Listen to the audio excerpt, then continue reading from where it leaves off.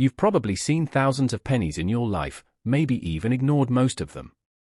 But what if I told you that a tiny, almost invisible detail on a 2007 penny, a strange little hook shape, could be the difference between 1 cent and a coin collectors are actually hunting for?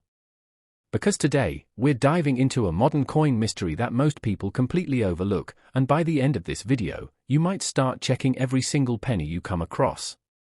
Now let's set the scene. It's 2007. Nothing unusual, right? The US Mint is producing billions of pennies as part of the long-running Lincoln Cent series, featuring Abraham Lincoln on the front. These coins are everywhere: cash registers, coin jars, your car cup holder. Most people assume they're all identical. But collectors know that's never really true. Because hidden within these ordinary coins are tiny differences, mistakes, variations, and minting quirks that can turn a common penny into something worth far more than face value. And one of the most talked about details in recent years is what people call the hook. So what exactly is this hook? Imagine you're looking closely at your 2007 penny. Maybe you're checking the word liberty, or in God we trust, or even the date. And suddenly, you notice something strange. A letter doesn't look quite right. There's a small curve, almost like an extra tail, a little bend that shouldn't be there. It looks like a hook. At first, you might think it's damage. A scratch. Something that happened after the coin left the mint. But here's where things get interesting. Sometimes, that hook isn't damage at all. Sometimes, it was created the moment the coin was struck. To understand why this happens, we need to go inside the minting process. Coins are made using dies, massive metal stamps that press the design onto blank planchets. These dies are used over and over again, striking thousands upon thousands of coins. But just like any tool, they wear down. And when they do, strange things can happen. Tiny cracks can form. Small chips can break off. Metal can shift in ways that were never intended. And when that happens, every coin struck afterward carries that flaw. That's how you get what collectors call die errors. Now here's the key detail: when a die develops a small chip near a letter, it can create a raised bump or extension on the coin. And depending on where it happens, that bump can look exactly like a hook. For example, the R in Liberty might suddenly have a curved tail that wasn't part of the original design. The G in God might look thicker on one side. Even numbers in the date, like that 7 in 2007, can appear slightly bent or extended. And to the average person, it's nothing. But to a collector? It's a clue. A fingerprint of a specific die, a specific moment in time, and a specific batch of coins. Now let's talk about value, because I know that's what you're wondering. Is a 2007 hook penny worth thousands of dollars? In most cases, no.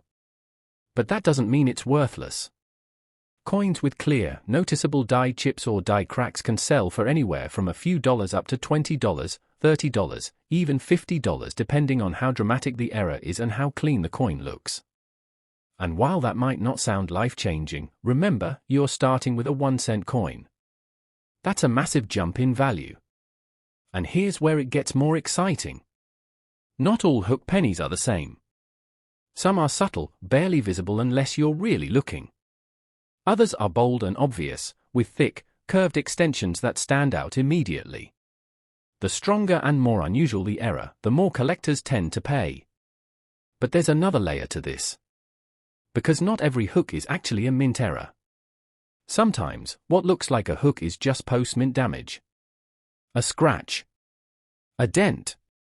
A small gouge from circulation. And these don't add value, or in fact, they usually reduce it. So how do you tell the difference? Here's a simple trick. Look at the surface of the coin. If the hook is raised, meaning it sticks up from the surface and looks like part of the metal, then it's likely a mint error. That's a good sign. But if it's cut into the coin, if it looks like something scratched or pressed into the surface, then it's damage. And that's not what collectors are looking for. Now imagine this.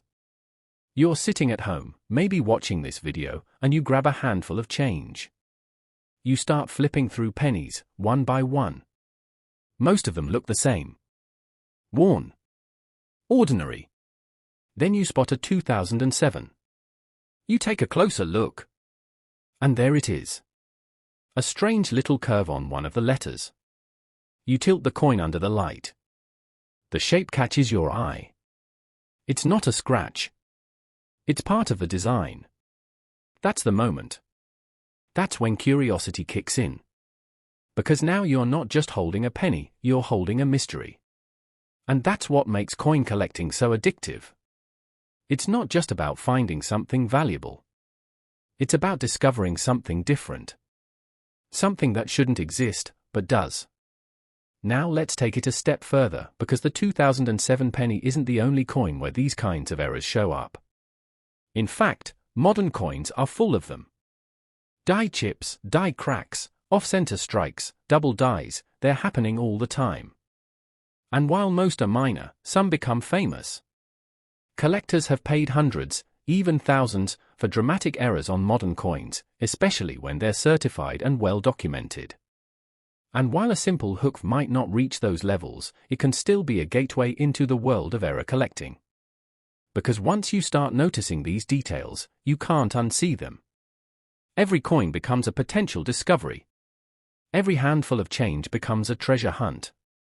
And here's the best part, you don't need expensive equipment to get started. Just your eyes. Maybe a magnifying glass. And a little bit of knowledge. Now before you get too excited, let's talk about one more important factor, condition. Even if you have a genuine die error, the condition of the coin matters. A clean, uncirculated coin with a strong hook feature will always be worth more than a worn, scratched example. Collectors want coins that clearly show the error, and the better it looks, the more desirable it becomes. So if you think you've found something interesting, don't clean it. Don't polish it. That can actually lower the value. Just keep it safe. And if it really stands out, you might consider having it looked at by a professional or even graded. Because sometimes, the smallest details can lead to the biggest surprises. And that brings us back to the bigger picture. The idea that something so small, a tiny curve on a letter, can turn an ordinary coin into something collectible. It's a reminder that value isn't always obvious. Sometimes it's hidden. Sometimes it's overlooked.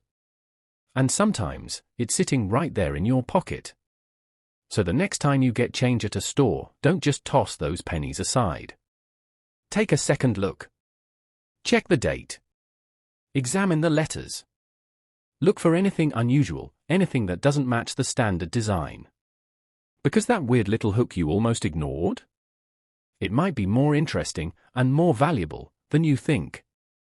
And who knows? The next great coin discovery might already be in your hands. If I told you there's a penny out there so famous, so dramatic, that collectors can spot it from across the room, and that it could be worth tens of thousands of dollars, would you believe it all started with a mistake no one was supposed to notice? Because today, we're diving into one of the most legendary coins ever made, a coin that turned everyday pocket change into a collector's dream, the 1955 double die penny. Now imagine this. It's the mid-1950s. America is booming. Vending machines are everywhere, pocket change is constantly moving, and pennies are being produced by the millions at the United States Mint. Nothing unusual. Nothing out of the ordinary. But behind the scenes, something goes wrong. During the die-making process, the step where the coin's design is transferred onto a metal die used for striking coins, there's a misalignment. The design gets impressed more than once, slightly offset each time. Normally, errors like this are caught and corrected before any coins are made. But this time, they weren't. And that single oversight would go on to create one of the most famous error coins in American history. When the coins were struck, the mistake became impossible to ignore. Every detail on the front of the coin, the date, the lettering, the motto, appeared doubled. Not slightly. Not subtly. But boldly, dramatically doubled in a way that anyone could see with the naked eye. The numbers in 1955 didn't look sharp, they looked like they had shadows. The word liberty appeared almost duplicated. And "In God We Trust" looked like it had been stamped twice. This wasn't wear. This wasn't damage. This was a true double die. And somehow, thousands of these coins made it out into circulation. Now here's where the story gets even better. At first, people didn't know what to think. Imagine pulling a penny from your pocket and seeing something like that. Many assumed it was defective. Some thought it was fake. Others simply ignored it.